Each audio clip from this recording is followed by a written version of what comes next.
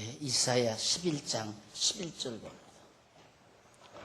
이사야 11장 11절. 교재는 4743페이지.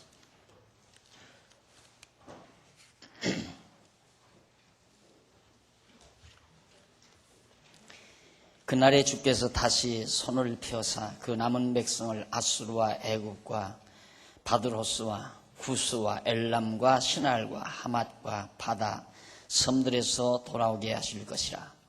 여호와께서 열방을 향하여 기호를 세우시고 이스라엘의 쫓긴 자를 모으시며 땅 사방에서 유다의 이산한 자를 모으시리니 에브라임이 투기는 없어지고 유다를 괴롭게 하던 자는 끊어지며 에브라임은 유다를 투기하지 아니하며 유다는 에브라임을 괴롭게 하지 아니할 것이요 그들이 서으로 블레셋 사람의 어깨에 나라에 앉고 함께 동방 백성을 노략하며 에돔과 모압에 손을 대며 암몬 자손을 자기에게 복종시키리라. 우선 14절까지 봉독했습니다.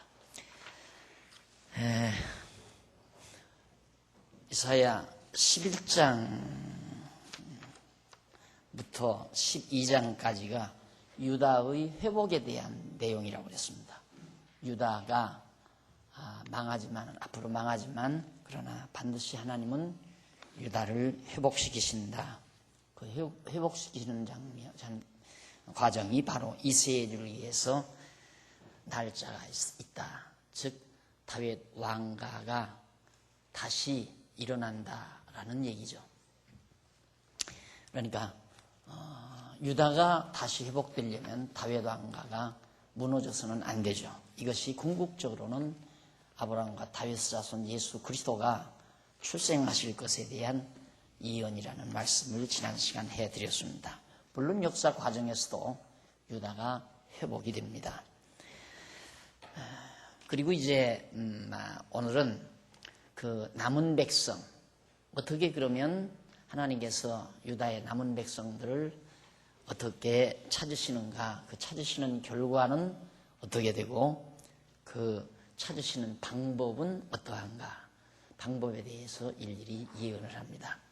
그러니까 하나님께서 흩어진, 그러니까 바벨론에게 포로로 잡혀가서 여러 이방 지역에 흩어진 유다 백성을 하나님께서 다시 찾아드리는 그 결과가 어떻게 되어지며 또한 찾아드리는 방법이 어떻게 되어지는가에 대한 것을 미리 알려주신다. 이렇게 자세하게 알려주시는 하나님의 의도를 지난번 제가 설명해 드린 바 있습니다. 자세하게 설명하지 아니하면 우리가 이래요. 당신 점을 만약에 봤다면 점쟁이에 가서 당신 사업 망하겠소 아니면 흥하겠소 이렇게 망한다 흥한다라는 결론적인 얘기만 딱 얘기한다면 50%는 이미 맞고 들어가는 겁니다. 흥한다는 말도 50% 맞고 망한다는 말도 50%가 맞는 겁니다. 그러니까 둘 중에 하나이기 때문에 요행이 정말 하나 이루어지면 흥한다고 했는데 그게 요행이 이루어지면 야, 그 점쟁이 용하다 이렇게 되어지는 거거든요. 네, 하나님께서 만약에 유다 백성 다시 회복시킨다 이라고 결론적인 얘기만 예언하게 하셨다면은 어떻게 하다가 그만 바벨론이 망하면서 유다 백성이 돌아왔다. 그러면은 어떻게 생각하는가? 이런 경우도 있구나. 바벨론이 망하니까 할 수 없이 우리들을 붙잡지 못하고 우리들이 거기서 벗어나왔다. 이렇게 생각해서 하나님이 자기들을 바벨론에서 돌아오게 하셨다라고 믿기를 싫어하는 것이, 그것이 인간의 고악성입니다. 인간은 어떻게든지 하나님이 하셨다는 말을 하기 싫어하는 겁니다. 또 하나님이 하신다는 것도 믿기가 싫은 거고요. 그래서 인간이 내가 해야 되고 내 능력으로 해야 되고 내가 운이 좋아서 다 되어진 것이다. 그것이 모든 사람이 가지고 있는 보편적인 생각이기 때문에 그냥 자연스럽게 그렇게 돌아가는 거죠. 예를 들어서 우리나라도 그러잖아요. 우리나라도 일본이 미국의 원자탄, 히로시마의 원자탄이 떨어지니까 할 수 없이 우리를 우리를 놔줬다. 우리가 일본으로부터 해방을 받았다. 이렇게 다 생각을 하죠. 정말 하나님이 우리나라를 당신의 섭리 과정에서 쓰시기 위해서 이렇게 섭리하셨다라고 하는 것은 지금 아무도 안 믿습니다. 우리 예수를 믿는 사람들까지라도, 예수를 믿는다고 하는 사람들까지라도 역사를 그렇게 안 배웠으니까, 초등학교, 중학교, 고등학교 다니면서 한국 역사를 그렇게 안 배웠으니까 그냥 미국에게 일본이 져가지고 할 수 없이 우리를 붙들지를 못해서 우리가 해방을 받았다. 그래서 미국을 우리의 은인으로 그렇게 알잖아요. 그래서 이제 친미파라고 하는 이름 명칭까지 나왔죠. 미국과 친절하게 지내야 된다. 미국은 우리의 은인이다. 이렇게 생각을 하거든요. 그러나 요즘의 역사의 시각은 또 그게 아니잖아요. 결국 독립을 시키면서 미국이 우리나라를 두동강 만들어 놨다. 소련과 미국이 서로 우리나라를 두동강 만들어 놨다. 그래서 우리 분단 국가를 만든 원흉이 미국과 소련이다. 이렇게 보는 역사가들도 있단 말입니다. 그러니까 역사를 어떻게 보느냐, 이런 것들이 매우 인간의 행동 반경을 정하고 행동 방향을 설정해 주는 경우가 많이 있거든요. 근데 우리의 입장에서는 하나님께서 우리나라를 당신의 섭리 과정에 쓰시기 위해서 도저히 해방될 수 없는 입장에서 하나님이 해방시켜 주셨다라고 믿는 것이 가장 정확한 사관이죠. 역사관이죠. 그런데 이스라엘 백성도, 유다 백성도 마찬가지란 말입니다. 하나님께서 선지자를 통해서 너희들이 이제 망했다가 지역까지 다 말하죠. 어디에서. 여기 나오는 12절부터 나오는 그날에, 그러니까 유다 백성을 회복하는 그날에, 그 말이죠. 그날에 주께서 다시 손을 펴사 너희들을 돕는 손길을, 하나님이 유다 백성을 돕는 손길을 거뒀는데 그 손길을 다시 펴서 그 남은 백성을 아수르, 그 다음에 애굽, 바드로스, 구수, 엘람, 시날, 하맛, 바다, 섬들에서 돌아오게 하실 것이다. 그러니까 그 유다 나라 인근 모든 나라들이에요. 모든 이방 나라. 이게 나라들 이름이거든요. 이런 데서 돌아오게 하겠다, 하나님께서. 어디로부터 돌아오는가? 그 돌아오는 나라 이름들까지 하나하나 일거했는데, 여기서 우리는 이제 애굽이나 그다음에 아수르는 위치를 대략 알지만은, 바드로스는 애굽의 상부, 애굽 땅의 바로 상부, 그러면 지중해 남부 해안지대에 자리하고 있는 것이 바드로스라는 나라입니다. 그리고 이제 나일강 유역 중에 거친 곳을, 나일강 유역 중에 거쳐 있는 곳을 포함하는 지역이고, 구수는 어디냐? 구수는 아라비아, 그러니까 남부죠. 그러니까 동남부 이스라엘 땅, 유다 땅 동남부, 거의 아라비아 땅입니다. 일부를 포함하는 에티오피아 지역을 구수라고 합니다. 그리고 엘람은 티그리스강, 유브라데스 티그리스강이죠. 그 티그리스강 동쪽에 위치한 지역이고, 시날은 바벨론 땅, 거기가 바로 유브라데스강과 티그리스강 합류하는 그곳이 바로 시날 지역이다. 이게 나라들입니다. 이런 나라들. 그런 지역으로부터, 그러니까 사방팔방으로 다 흩어진 거예요. 유다 백성들이. 그런 지역 나라들로부터 하나님께서 이렇게 너희들을 다시 모을 것이다.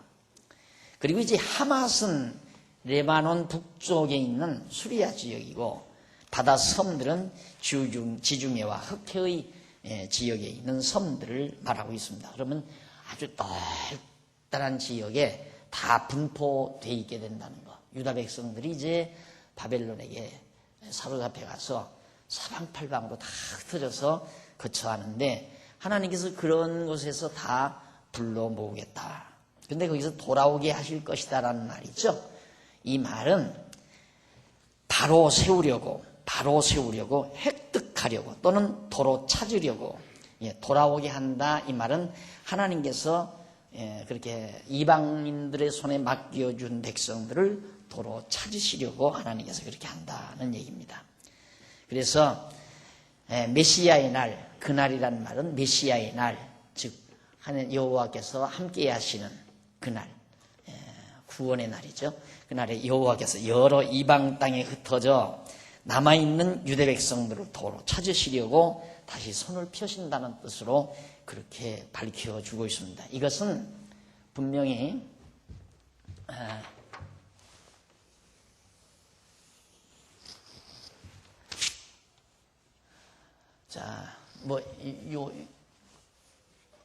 이렇게 되잖아.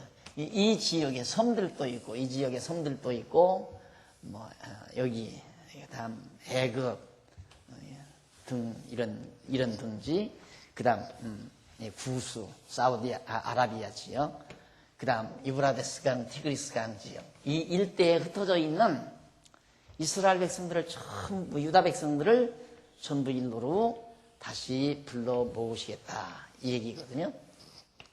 그러니까 이방 나라들로부터 이방 나라에 흩어져 있는 유다 자손들을 다 불러 모으겠다. 언제? 구원의 날에, 유다 백성을 회복하는 날에. 이런 지난날의 역사적 상황은 장차 예수 그리스도가 오셔서 이방인의 때, 이방인의 시대 끝내고 유대인 시대, 유대인 시대를 이루시기 위해서 바로 하나님께서는 다시 세계만방에 흩어진 유다 자손들을 다시 모으실 것에 대한 하나의 상징적 역사라고 그렇게 보시면 됩니다. 그러니까 예수 그리스도 메시아가 오셨죠. 오셔서 유대인들, 이방인들을 구원하시고, 유대인들은 주 70년에 세계만방에 다 흩어졌잖아요. 예루살렘이 다 흩어졌다 이 말입니다. 그럼 이 흩어진 이방 땅에 흩어진 유다 자손들을 하나님께서는 반드시 다시 모으신다. 이것이 다시 모으신 이 사건이 유대인 독립, 이스라엘의 독립입니다. 이것이 1945년, 48년? 5년인가요? 이 1940년대에 유대인 이스라엘이 독립을 해서 지금 유대인들이 자꾸 모으잖아요. 모아 들어오잖아요. 그러니까 이 사람들은 여기서 전쟁이 일어났다 하면 우리나라 사람들은 돈 가지고 다른 나라로 도망가지만 유대인들은 반대예요.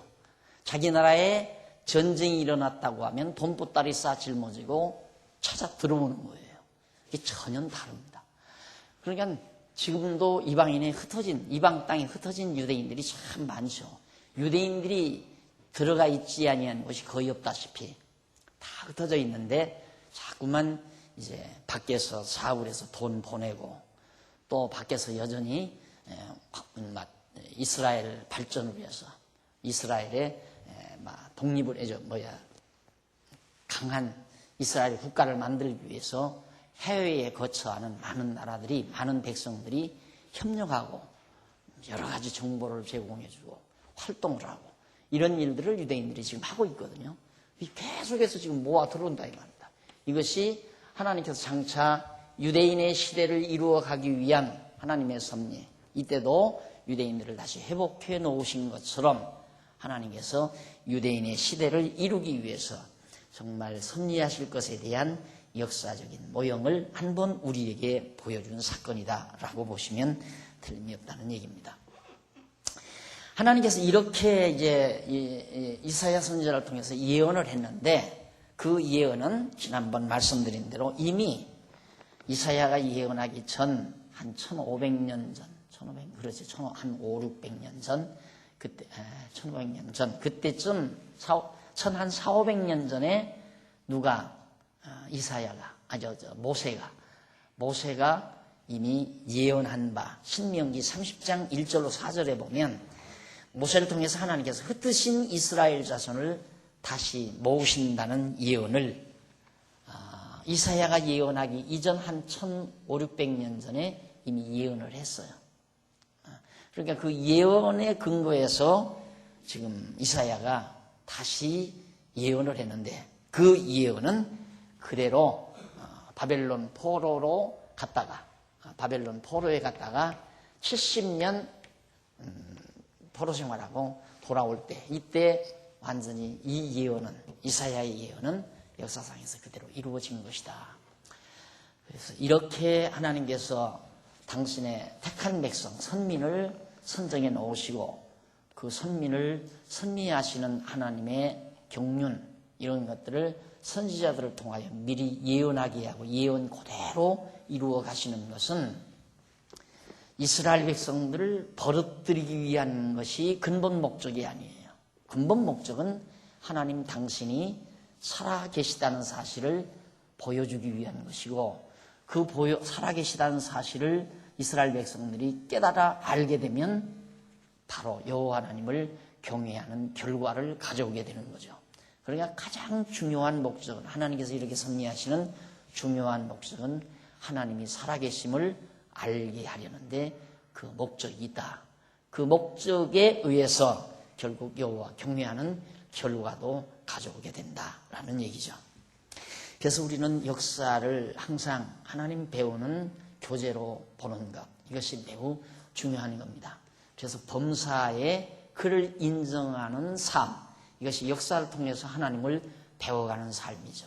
내 개인 생활 하나도, 내 가정 생활 하나도 하나하나 하루하루 되어져가는 모든 일들을 하나님이 인정하고 살면, 여호와 하나님 인정하고 살면, 아, 하나님이 나를 이렇게 섭리하시기로 정해놓으시고 오늘 나로 하여금 이렇게 살게 하셨구나. 모든 생활 하나하나를, 범사 하나하나를 여호와 하나님 인정할 때 그 삶을 통해서, 그 역사적인 삶의 흔적, 역사를 통해서 여호와 하나님이 경외하기를 배우게 된다는 얘기입니다. 내 개인 생활, 우리 교회 생활, 나아가서 국가 생활, 사회 생활, 이런 생활들을 통하여 또 세계 역사를 통하여 우리는 여호와 하나님 살아계심을 깨달아 알고 경외하며 살게 되는 귀한 교육을 우리가 받아가게 된다는 거죠. 그래서 사실은 교육 과목 중에 역사 교육이라는 게 굉장히 중요하다고 생각하거든요.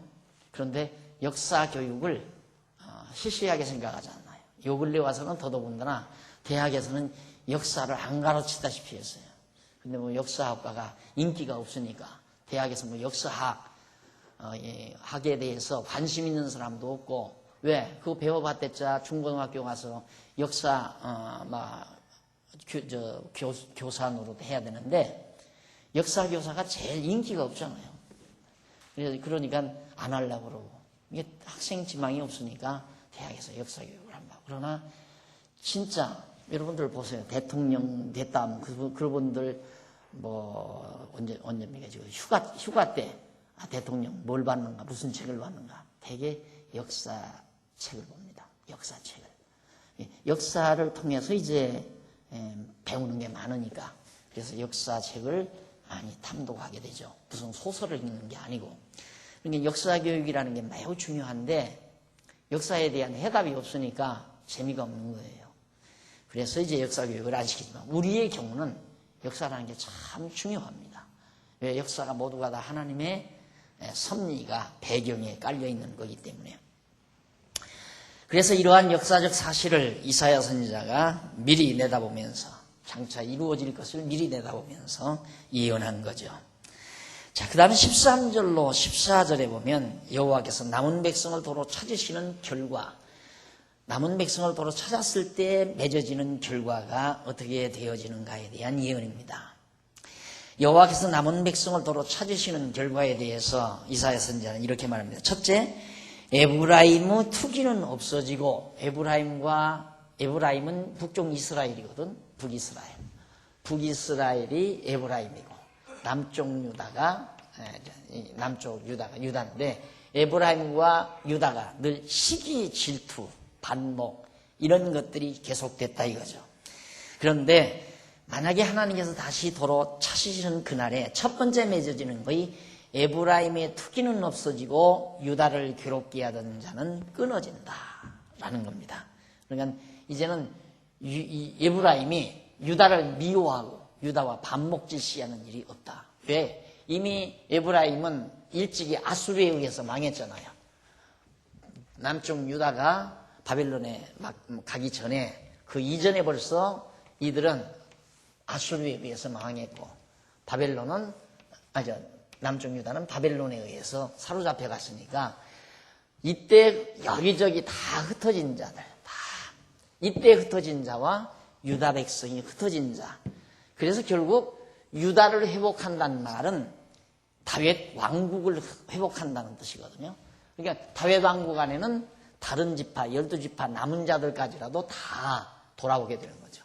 사방군데 흩어져 있는 이스라엘, 야곱의 자손들은 남아있는 자들이 다 모여들기 때문에 이제는 유다를 무시할 리가 없잖아요.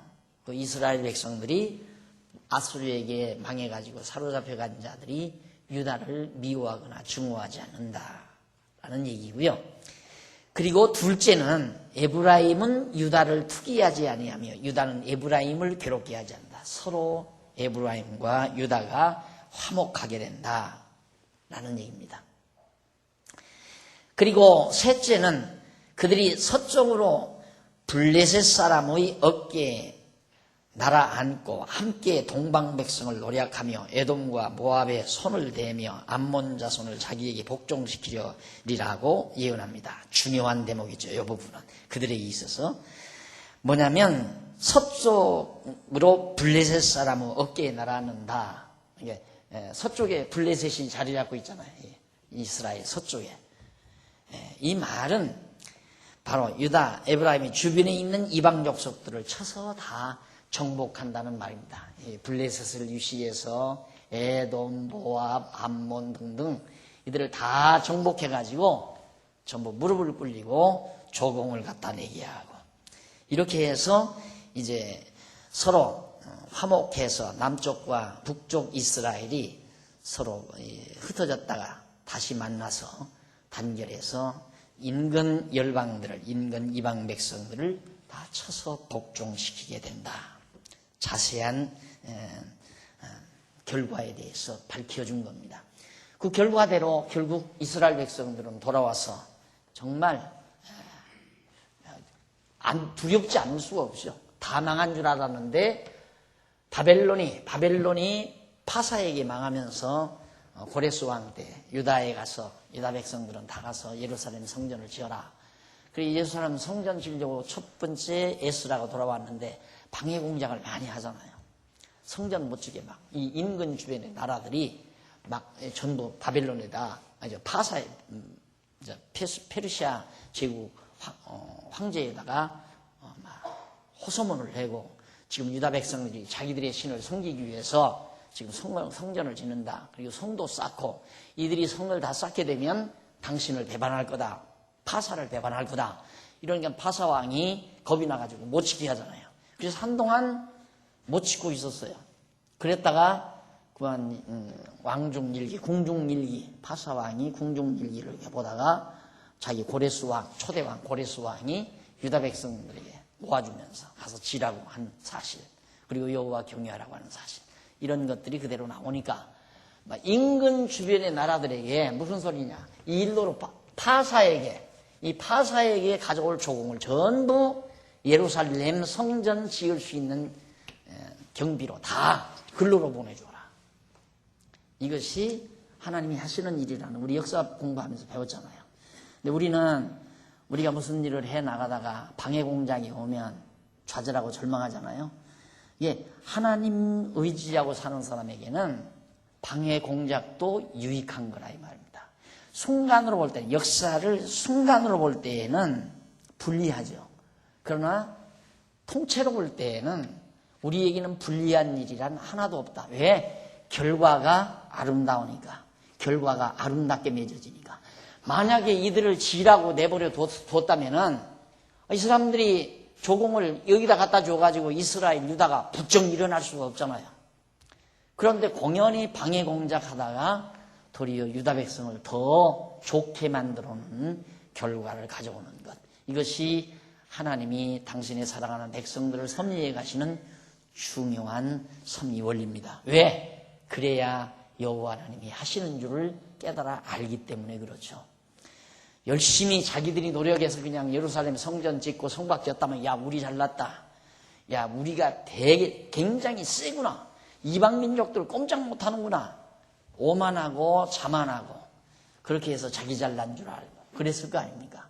그런데 방해공작이 와서 성전 건축, 성곽 건축 공사가 중단이 되고 한동안 침체기에 들어가잖아요.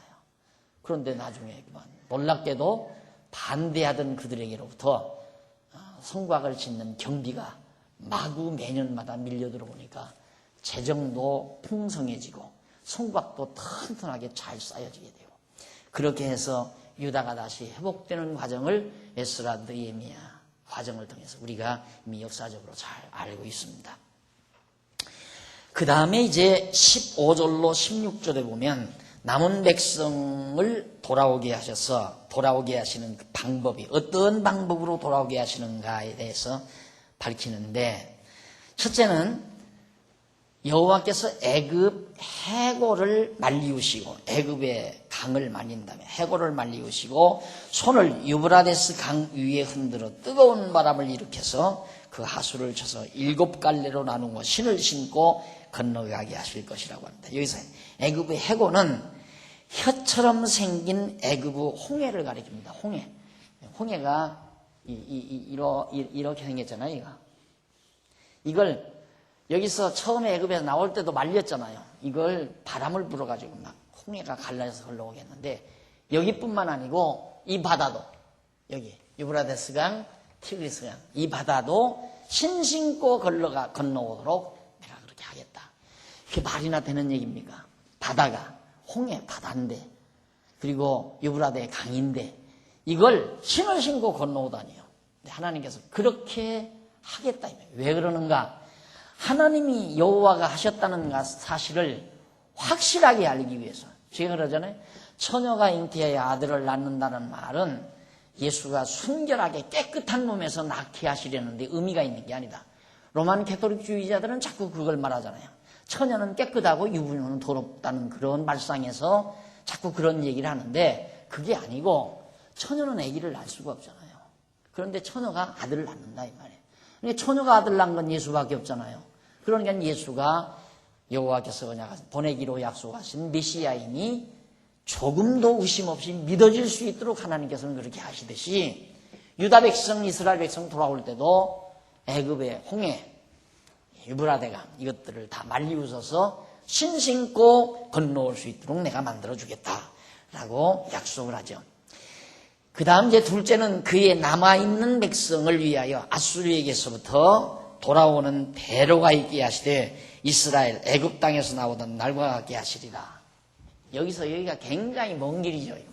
여기서 여기까지 돌아오는데 큰 길이 뚫리게 만들겠다. 큰 길이 뚫려지도록. 그렇게 해서 유다 백성들이 편안하게 돌아올 수 있도록 그렇게 하겠다. 그리고 결국은 이제 여호와 하나님께서 남은 백성을 돌아오게 하시는 방법으로 강을 말리시고 육지에 대로를 만들어 주신다는 것.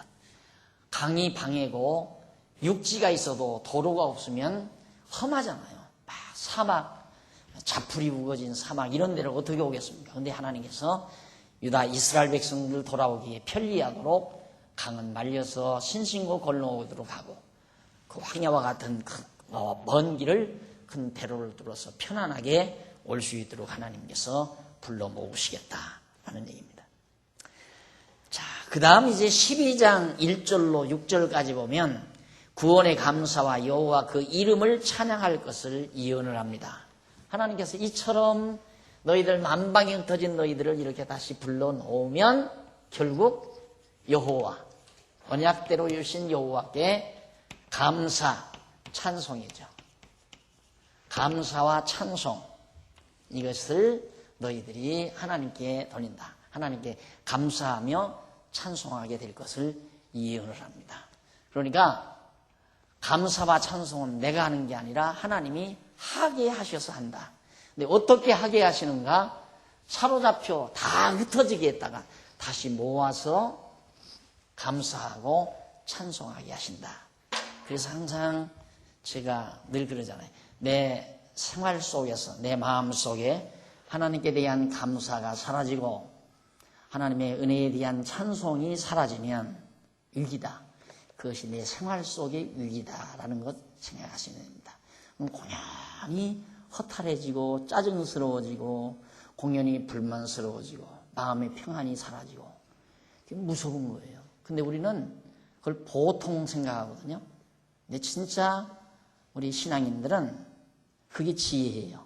내 마음속에 짜증이 오고 불만이 오고 감사한 마음과 평안한 마음이 사라지는 것. 이것이 암균이 침투해 들어온 것보다 더 무섭다고 생각을 해야 돼요. 내 몸에 암균이 침투했다라는 것보다도 더 무서운 것이다. 그만큼 하나님께 대한 감사와 찬송은 우리 신앙생활에 매우 중요한 요소라는 것 늘 제가 강조한 바 있죠. 왜? 하나님이 이렇게 감사와 찬송을 부르게 하기 위해서는 여기다 그냥 약속의 땅에다 그냥 놔두니까 이방신 섬기고 하나님 잊어버리고 저 자신들 자기 자신들이 오만방자해서 자기들의 소견이 옳은 대로 행해버리고 하나님 여호와 다 잊어버리고 이러니까 결국 하나님께서 당신의 이름을 여호와의 이름, 언약대로 이루신 여호와의 이름을 깨달아 알고 감사하며 찬송하게 하는 방법은 이방인들을 통해서 다 흩어지게 만들고 다 황폐하게 만들어버리고 그것도 짧은 시간입니까? 7시간도 아니고 7일도 아니고 7달도 아니고 7년도 아니고 70년이라고 하는 장구한 기간 동안을 이방에게 맡겨서 온갖 곤욕을 다 치르게 만들다가 하나님께서 다시 불러 모으시는 이건 70년이나 됐죠. 지금은 거의 2000년 동안 2000년 동안 이 엄청난 기간 동안 유대인들이 세계만방에 흩어져 살다가 이제 다시 모아서 그들이 여호와의 이름을 찬양하고 예수가 그리스도의 심을 깨닫는 그날 그들은 정말 여호와 하나님께 대한 감사와 찬송을 정말 돌리게 될 겁니다. 이것이 이제 이사야가 예언한 내용인데 그날에 내가 1절 나오죠. 그날 메시아의 날이죠.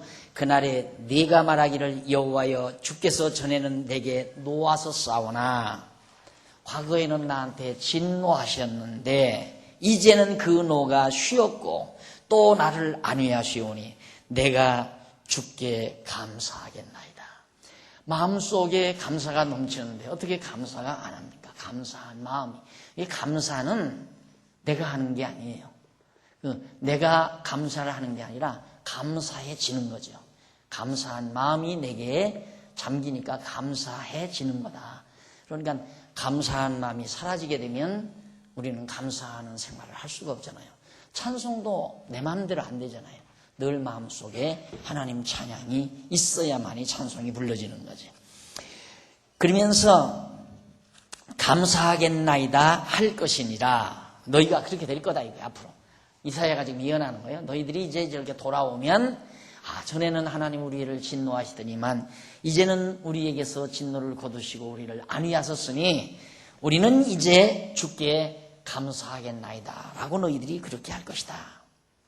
2절 보라 하나님은 나의 구원이시라 내가 의뢰하고 두려움이 없으리니 주 여호와는 나의 힘이시며 나의 노래시며 나의 구원이시라. 그러므로 너희가 기쁨으로 구원의 우물에서 물을 기르리로다. 자, 노래를 부르는데 하나님은 나의 구원이시여 구원이시라. 하나님은 나의 구원이시라. 내가 의뢰하고 두려움이 없으리니 주 여호와는 나의 힘이시며 나의 노래시며 나의 구원이시라. 여호와를 찬양하고 노래하는 그런 내용입니다.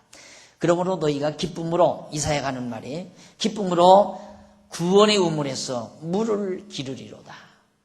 사실 여기에서 물 기른다는 말은 굉장히 중요한 얘기죠. 이 사막과 같은 곳이기 때문에 물을 한번 기르려면 두레박을 만들어서 깊은 땅 속에다가 두레박을 넣어서 물을 길러서 한참 잡아 올려야 물 한 두레박씩을 뜨게 됩니다. 그래서 가죽 부대 같은 데다가 물을 집어넣고 그걸 이고 다니고 지고 다니고 그런 나라가 이제 이스라엘 나라였는데 하나님께서 이제 물 깊게 만들어 주겠다.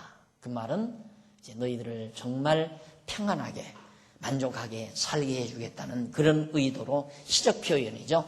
그 다음 4절로 6절에 보면 46페이지 밑에서 네 번째 줄에 나오죠. 여호와의 구원하심을 감사하며 그 이름을 높여 알리라는 찬양을 예언하는 내용이 거기 나옵니다.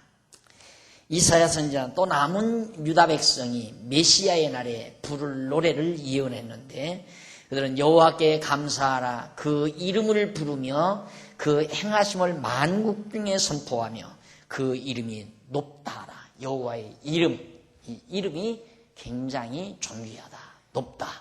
이 자랑하자 이 말이에요. 여호와의 이름을 자랑하자. 왜? 여호와께서는 언약대로 이사야가 예언한 약속대로 또 일찍이 모세가 1400~1500년 전에 예언한 언약한 모세 때에 하나님께서 모세를 통해서 언약하신 말씀대로 이사야로 하여금 예언하게 했고 그 예언대로 흩었다가 다시 모아주신 언약대로 이루신 여호와의 이름 참으로 전능하신 이름이다. 그걸 만방에 자랑하자 이 말이죠. 그 행하심을 하나님께서 그렇게 행하신 일을 모든 사람에게 만국 중에 선포하며 그 이름을 높이 자랑하자라는 그런 얘기예요. 그러면서 여호와를 찬송할 것은 극히 아름다운 일을 하셨음이니 온 세계에 알게 할지어다. 아름다운 일. 그래서 내가 늘 우리가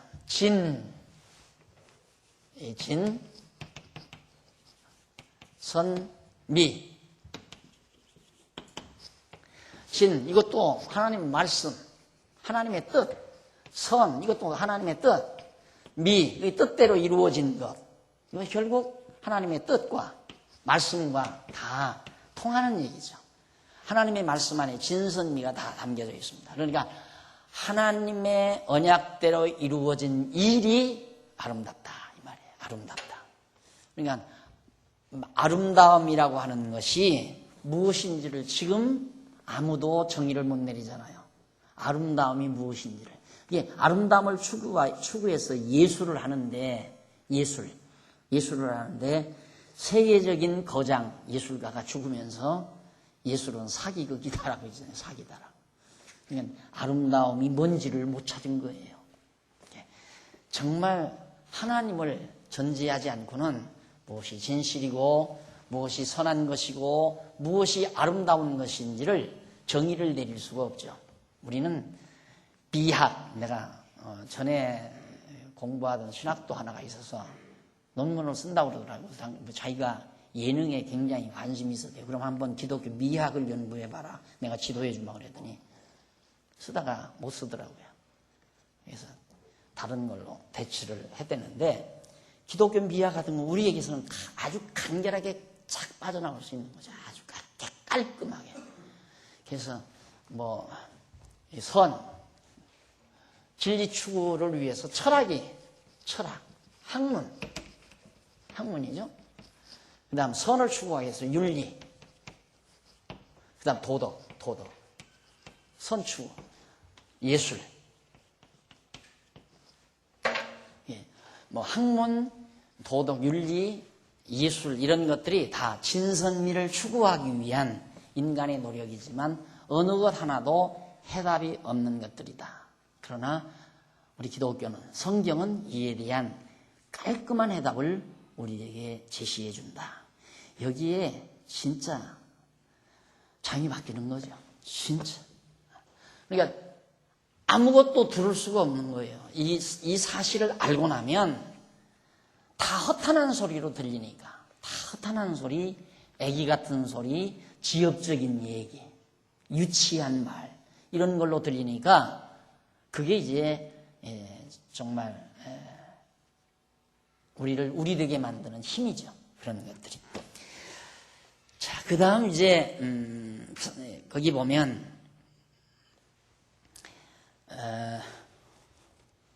언약대로 이루어주신 여호와께서 언약대로 유다 백성을 회복해 주셨으므로 여호와 그 이름을 불러 언약대로 이루신 섭리를 만국에 알리고 여호와 그 이름을 존귀하다고 찬양할 것이라는 뜻으로 예언했고 여호와 그 이름을 찬양해야 하는 까닭은 극히 아름다운 일,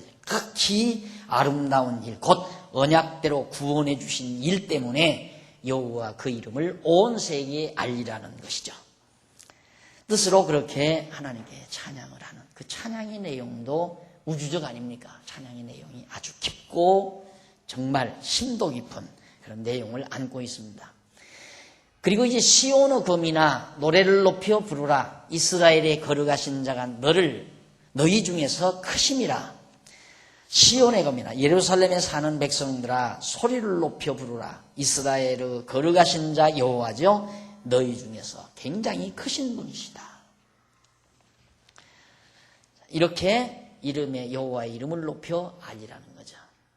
그래서 제가 요즘 주일 낮 예배 때 호흡 있는 자마다 여호와를 찬양할지어다 라고 하는 것, 그게 결국 결론이에요, 우리에게 있어서는. 그래서 당회실에도 가면 제가 그게 장안동에서 썼던 거거든요. 장안동에서 그냥 하도 벽이 좀 허전하고, 그리고 그것이 제가 목회해 나가는 마지막 목표니까 우리 성도들을 어떤 방향으로 신앙 지도를 해 갈 것인가, 지도자는 그게 있어야 되잖아요. 그게 목표예요. 찬송하리로다. 여호와를 찬송하라. 호흡 있는 자마다 여호와를 찬송하라. 그 시편을 이 목회 이제 말년에 접어들어서 묵도 시를 바꿨잖아요. 전에는 그거 아니었죠. 복 있는 사람은 악인의 꾀를 쫓지 않으면 그분도 읽었다가 또 뭐 때로는 23편도 읽었다가 그런데 어쩌면 이제 이 마지막 요 150편의 시가 제 목회 마무리 질 때까지 주일 낮 시간 예배 전에 계속 봉독하는, 낭송하는 시가들이라고 생각합니다. 이게 결국 여호와 찬양밖에 없거든요. 그럼 하나님께서는 우리로 하여금 찬송하게 하려고 모든 섭리를 해가는 거니까 하나님의 섭리의 목적이 뭔가? 결국 우리에게 와서는 여호와 찬양케 하려는 거예요. 여호와 찬양한다는 게 뭔가? 그거가 천국이죠. 여호와를 찬양하는 삶이 천국 생활이에요. 그러니까 우리가 육신을 쓰고 있더라도 여호와 하나님을 찬송하는 거. 내 주변에서 일어나는 모든 만사, 내 가정에서 일어나는 모든 만사, 내 개인 생활 속에서 나타나는 모든 범사에 하나님 인정하고 여호와를 인정하고 여호와의 이름을 찬송하는 마음으로 내가 살아간다면 천국 생활이에요.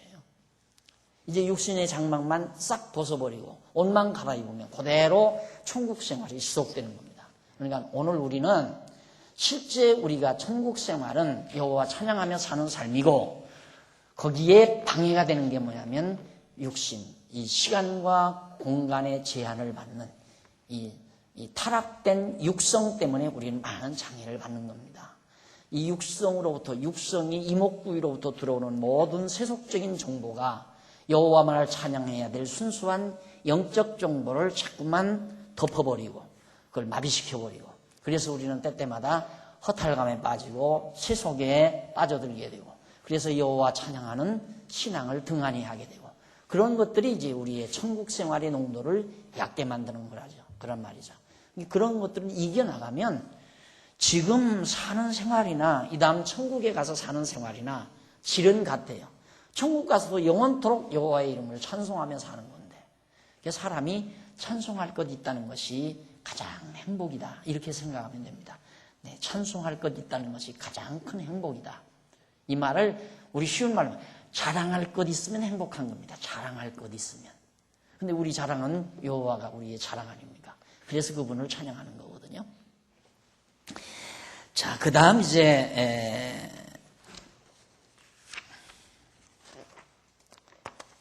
12장 6절까지 다 우리가 마쳤는데, 그 다음에는 13장부터 나갑니다. 13장. 여기서 조금 다르죠. 13장은 한쪽 가로 2번.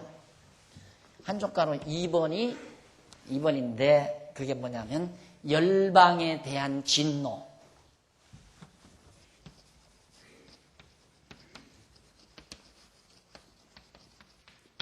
그럼 1번은 뭔가?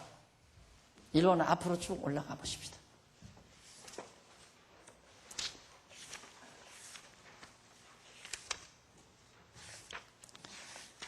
한쪽 가로 1번 어디에 찾았어요?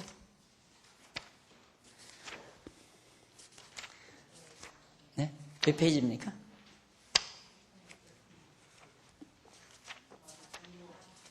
일번 아니에요? 혹시 1장부터 나가는 거 아니에요?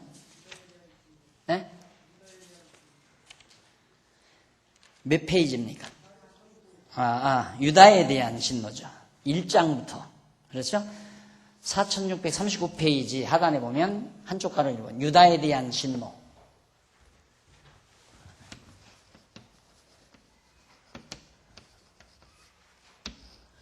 하나님께서 유다에 대한 진노하고 그 다음에 열방에 대한 진노를 한다. 그러니까 유다에 대해서 지금까지 우리가 공부한 게 하나님께서 유다에 대한 진노인데 진노하셨다가 하나님은 다시 회복한다는 까지 예언했잖아요. 이제부터는 뭔가 13장부터입니다. 13장부터 나오는데 여기는 이제 1장부터 12장까지 가고 13장부터는 이제 열방에 대한 진노인데 열방이 유다를 괴롭혔잖아요. 많은 열방이 유다를 괴롭혔기 때문에 유다를 괴롭힌 열방들을 하나님께서 전부 다 진노하신다. 즉 원수를 하나님이 갚아주신다 생각하면 됩니다. 그래서 원수 갚는 것이 하나님께서 그러잖아요. 여호와께서 원수 갚는 것이 내게 있으니 너희는 원수를 갚지 말라. 원수 그냥 사랑하라 그 말이죠. 원수를 그냥 사랑해라. 원수 갚으려 하지 말고 원수는 내가 갚아주마 그 말이에요. 그러니까 너무 분명하잖아요. 근데 저대로 또 이루어지거든요. 열방에 대한 진노가 13장부터 23장까지 나오는데 첫 번째로 13장에서 14장 23절까지는 50페이지 나옵니다. 4750페이지. 양쪽 가로 1번. 바벨론에 대한 경고입니다. 바벨론.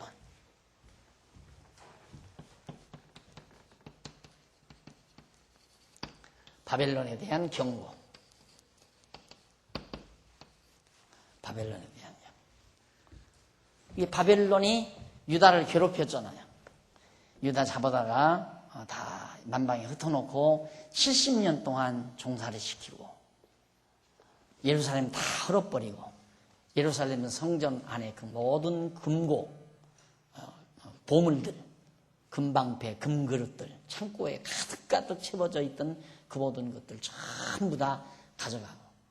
그런데 참 재미난 건 그걸 가져다가 너무 좋으니까 그걸 그대로 보관해 놨던가 봐요. 바벨론 느부갓네살이 황궁 창고에다가 다 보관해 놨는데 그게 70년 후에 어떻게 파사왕 고레스가 그걸 다 내주냐 이 말이에요. 너 것이니까 다 가져가라. 요즘에 이제 일본에서 뭐 역사책 지금 가져가라고 그래서 서울대 도서관으로 뭡니까? 가져왔잖아요. 가져온다고. 그래서 인계에 왔잖아요. 또 뺏어간 보물들 하나하나 찾아오잖아요. 그런 거 볼 때마다 참 뺏어갔다가 도로 주는 그 얼굴이 얼마나 참 쑥스러울까. 지금 도저히 안 줄 수 없으니까 주는 거 아닙니까? 그 보물들을. 안 그래요? 가져갈 때는 엄청난 보물이라고 생각하고 가져갔는데.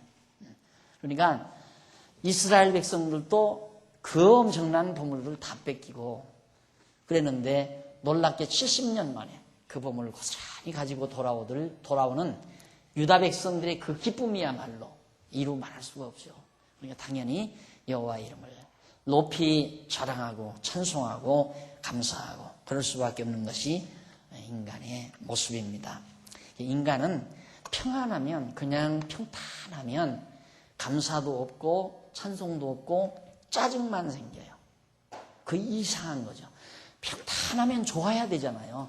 평탄하면 행복하고 좋아야 되는데 평탄하면 이상스럽게 그렇게 허탈하고 짜증스럽고 뭔가 정말 심적인 갈등이 많이 찾아오게 되고 그래서 우리는 그 평탄함보다는 하나님의 구속의 은총을 맛보는 삶 그래서 곤고한 날과 형통한 날을 겸해서 견디면서 여호와 살아계심을 알고 하나님이 나를 얼마나 사랑했나를 확증하고 그런 것들이 매우 중요한 겁니다. 아주 중요한 거죠. 그러니까 친구도 그러잖아요. 친구도 그냥 편하게 그렇게 지나는 것보다 가끔 한바탕씩 싸우고 확실히 내가 너를 사랑한다는 사랑이 전달됐을 때 더 우정이 깊어지잖아요. 그냥 물에 물 탄 듯 만나면 그저 그렇고 늘 평탄한 친구 관계, 그건 별로 깊어지질 않는 거죠. 근데 왜 그렇게 되지면 뭐가 그런가? 저 친구가 나를 얼마나 사랑하는지를 모르니까, 또 나도 저 친구를 얼마나 사랑하는 걸 표현을 안 해주니까. 그런데 한바탕 싸우고 나면 속이는 말 다 하잖아요. 너 이래서 이랬고 너 이렇게 이랬대. 얘기를 하니까 정말 나를 깊이 사랑하고 있구나. 이래서 이제 친구 관계에 마음의 깊이가 많아지는 것처럼 하나님과 우리 관계도 마찬가지예요. 친구 관계는 아니지만은 하나님이 우리를 얼마나 사랑하는지를 우리는 평안한 상태에서는 지 좋은 대로 살아요. 야, 저 사람들 우상 섬기니까 참 보기 좋고 멋있다. 우리도 우상 갖다 섬기자. 남 하는 대로, 그냥 남들 좋아하는 대로 나도 같이 좋아하고 하나님 잊어버리고 그러고 산다 이 말이죠. 그러니까 하나님께서는 당연히 우리에게 공고한 날 주고 그다음에 형통케 해서 하나님이 얼마나 하나님의 백성들을 사랑했는가를 뼈저리게 깨닫도록 그렇게 해놓으니까 그때야 여호와를 찬양하고 여호와의 이름을 자랑하는 결과를 가져오게 되는 겁니다. 13장 1절로부터 5절까지 보면 여호와의 명령에 따라 모여온 군대들의 모습을 이어갑니다. 여호와의 명령에 따라서 많은 군대들이 이제 모여오는데 그 모습에 대해서 바벨론에게 경고하는 내용이 나오는데 어떤 내용인지 다음 시간 2부부터 우리 공부하도록 하고, 이 열방에 대한 하나님의 진노입니다. 이제부터 공부하는 것. 지금까지는 유다 백성에 대한 하나님의 진노의 내용을 배웠고요. 자, 기도하십시다. 자비로우신 하나님 아버지, 우리가 이 어두운 세상에 살면서 억울한 일 많이 당합니다. 하나님을 모르는 자들로부터 온갖 멸시와 천대, 비소를 당하며 살 때도 많습니다. 하나님의 교회가, 주님의 몸된 교회가 지상 위에서 모든 환난과 핍박을 많이 겪었습니다. 주님이 우리를 잊어버린 것과 같은 그런 시대도 있었습니다. 캄캄한 시대에 주님의 몸된 교회가 정말 멸시와 천대와 질발핍을 당하던 지난날의 역사를 우리는 솔직히 정말 잊어버릴 수가 없습니다. 하지만 하나님께서 교회를 다시 일으키시고 하나님께서 교회를 통하여 당신의 영광 드러내시며 그리고 나아가서는 대적들을 향해서 하나님의 진노가 퍼부어진다는 사실을 우리들로 하여금 깨닫게 하심을 진심으로 감사합니다. 오늘 밤 저희들 유다 자손에 대해서, 유다 백성에 대해서 베푸신 하나님의 진노를 배웠습니다. 다음 시간부터는 유다를 괴롭혔던 열방에 대한 진노를 저희들이 살피려고 하오니 우리에게 지혜와 총명을 주어서 이 험한 세상, 어두운 세상, 갈등 많은 세상 살면서 여호와의 이름을 높이 자랑하고 찬양하는 삶을 한시도 잊지 않는 슬기로운 종들 되게 해주시옵소서. 어두운 밤길, 돌아가는 길도 지켜주시고 주 안에서 다시 만날 때까지 가정과 귀한 종들에게 평강을 허락하시옵소서. 예수님 이름으로 기도드립니다. 아멘.